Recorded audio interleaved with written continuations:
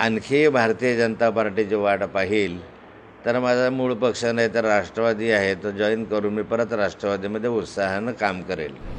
फलक लागलेले आहेत की राष्ट्रवादीचे नेते जे शरद पवार त्यांचा फोटो तुमचा फोटो असं एकत्र करून फोटो लागलेले आहेत. तुम्ही कसं बघता? तुम्ही भाजपच्याकडे जात आहेत का राष्ट्रवादीकडे आहात?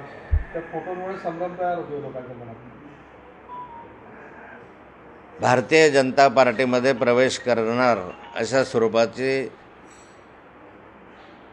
विनंती मी भारतीय जनता पार्टीला केली होती, परंतु भारतीय जनता पार्टीकडून अद्याप पवेतवर तरी पूर्ण प्रतिसाद मिळालेला नाही. मी राष्ट्रवादी काँग्रेसचा सदस्य अजून आहे. राष्ट्रवादी काँग्रेसच्या सदस्यपदाचा राजीनामा मी माननीय शरद पवार साहेबांकडे जयंत पाटलांकडे दिलेला आहे, पण त्यांनी तो अद्याप पवेतो स्वीकारलेला नाही. मी राष्ट्रवादी काँग्रेसचा आमदार अजूनही आहे आणि माननीय शरद पवार साहेबांनी मला आमदारकीचा राजीनामा द्यायला मनाई केलेली आहे.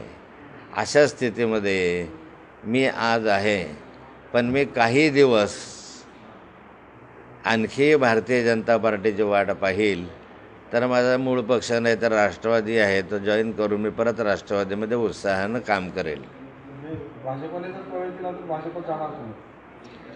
भारतीय जनता पार्टीमध्ये प्रवेश करावा असं माझं मत पूर्वीपासून होतं. काही कारणं त्याचे होते, त्या कारणांची मीमांसा मी माननीय जयंत पाटील आणि शरद पवार साहेबांकडे केली.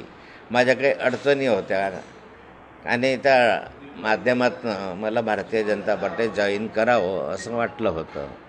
पण आता या अशा स्थितीमध्ये मला आता विचार करावा लागेल.